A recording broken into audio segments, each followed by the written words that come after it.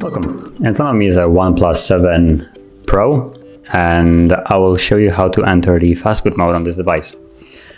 So we'll start off by powering up the phone. So hold the power key and then tap on power off right here. Wait for the device to shut off.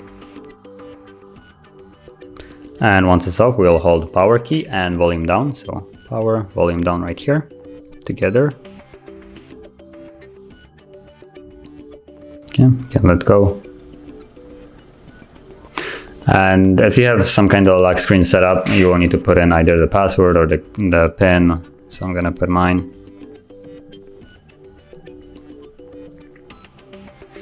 Tap on OK. And from here, I'll select English language.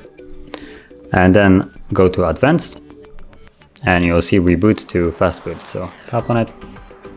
And once more, tap on Reboot to Fastboot.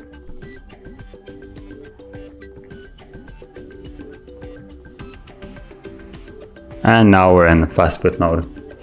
So that is basically how you access it. Now, if you found this video helpful, don't forget to hit like, subscribe, and thank you for watching.